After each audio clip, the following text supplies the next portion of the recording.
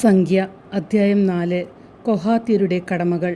കർത്താവ് മോശയോടും അഹ്റോനോടും അരുളിച്ചെയ്തു, കുലവും കുടുംബവും അനുസരിച്ച് ലേവി ഗോത്രത്തിലെ കൊഹാത്യരുടെ കണക്കെടുക്കുക. 30 മുതൽ 50 വരെ വയസ്സും സമാഗമ കൂടാരത്തിൽ സേവനം ചെയ്യാൻ ശേഷിയുള്ളവരുടെ കണക്കാണ് എടുക്കേണ്ടത്. സമാഗമ കൂടാരത്തിൽ അതിവിശുദ്ധ വസ്തുക്കൾ സംബന്ധിച്ച് കൊഹാത്യർ അനുഷ്ഠിക്കേണ്ട ശുശ്രൂഷ ഇതാണ്. സമൂഹം പുറപ്പെടാനുള്ള സമയമാകുമ്പോൾ അഹ്റോനും പുത്രന്മാരും അകത്ത് പ്രവേശിച്ച് തിരശ്ശീല അഴിച്ച് അതുകൊണ്ട് സാക്ഷ്യപേടകം മൂടണം. അതിനു മീതെ ആട്ടിൻതോല് കൊണ്ടുള്ള ആവരണവും നീലനിറത്തിലുള്ള മറ്റൊരു ആവരണവും ഇടണം. പേടകം വഹിക്കാനുള്ള തണ്ടുകൾ ഉറപ്പിക്കണം. തിരുസന്നിധാന മേശയിൽ നീല തുണി വിരിച്ച് താലങ്ങളും തട്ടങ്ങളും കലശങ്ങളും പാനീയബലിക്കുള്ള ചഷകങ്ങളും അതിന്മേൽ വയ്ക്കണം. ദിനംതോറും സമർപ്പിക്കുന്ന അപ്പവും അതിന്മേൽ ഉണ്ടായിരിക്കണം. അവയുടെ മേൽ ചുമന്ന തുണി വിരിച്ച് ആട്ടിൻതോല് പൊതിയണം. മേശ വഹിക്കാനുള്ള തണ്ടുകൾ ഉറപ്പിക്കണം.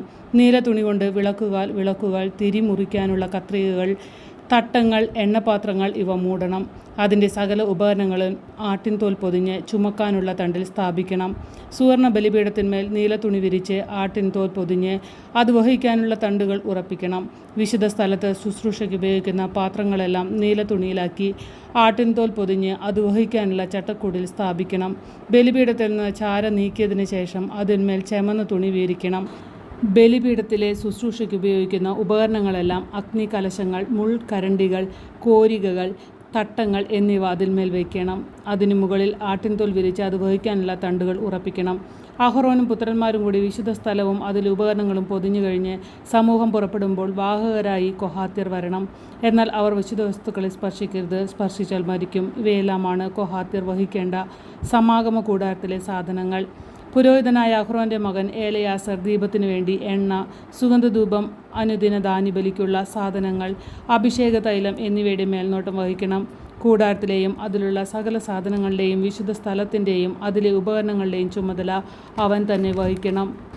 കർത്താവ് മോശയോടും അഹ്റോനോടും അരുളിച്ചെയ്തു, കൊഹാത്യ കുടുംബങ്ങളെ ലേവി ഗോത്രത്തിൽ നിന്ന് നശിച്ചു പോകാൻ ഇടയാക്കരുത്. അതിവിശുദ്ധ വസ്തുക്കളെ സമീപിക്കുമ്പോൾ അവർ മരിക്കാതിരിക്കേണ്ടതിന് അഹ്റോനും പുത്രന്മാരും അകത്ത് കടന്ന് അവരിൽ ഓരോരുത്തരെയും അവരവരുടെ ജോലിക്ക് നിയോഗിക്കണം. എന്നാൽ അവർ അകത്ത് കടന്ന് ക്ഷണനേരത്തേക്ക് പോലും വിശുദ്ധ വസ്തുക്കളെ നോക്കരുത്.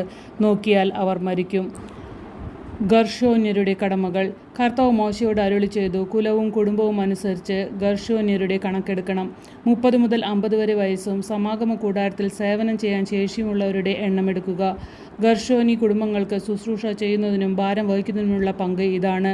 കൂടാരവിരികൾ, സമാഗമ കൂടാരം, അതിൻ്റെ ആവരണം, കൂടാരവാതിലിൻ്റെ തിരശ്ശീല, കൂടാരത്തിനും ബലിപീഠത്തിനും ചുറ്റുമുള്ള അങ്കണത്തിൻ്റെ വിരികൾ, അങ്കണ കവാടത്തിലെ യവനിക, അവയുടെ ചരടുകൾ, അവിടെ ശുശ്രൂഷ ചെയ്യാനുള്ള ഉപകരണങ്ങൾ എന്നിവ അവർ വഹിക്കണം. ഇത് സംബന്ധിച്ചുള്ള എല്ലാ കാര്യങ്ങളും അവർ ചെയ്യണം. ഭാരം വഹിക്കലും ഇതര സേവനങ്ങളും അടക്കം തങ്ങൾ ചെയ്യേണ്ട എല്ലാ ജോലികളിലും ഗർഷോന്യർ അഹ്റോൻ്റെയും പുത്രന്മാരുടെ നിർദ്ദേശങ്ങൾ അനുസരിക്കണം. അവരുടെ കർത്തവ്യങ്ങൾ നീ ഏൽപ്പിച്ചു കൊടുക്കണം. ഇതാണ് സമാഗമ കൂടാരത്തിൽ ഗർഷോന്യർ ചെയ്യേണ്ട ജോലികൾ. പുരോഹിതനായ അഹ്റോൻ്റെ പുത്രൻ ഇത്താമറിൻ്റെ മേൽനോട്ടത്തിലായിരിക്കണം അവരുടെ ജോലി. മെറാരുടെ കടമകൾ. കുലവും കുടുംബവും അനുസരിച്ച് മെറാരുടെ എണ്ണമെടുക്കണം. 30 മുതൽ 50 വരെ വയസ്സും സമാഗമ കൂടാരത്തിൽ സേവനം ചെയ്യാൻ ശേഷിയുള്ളവരുടെ എണ്ണമെടുക്കുക.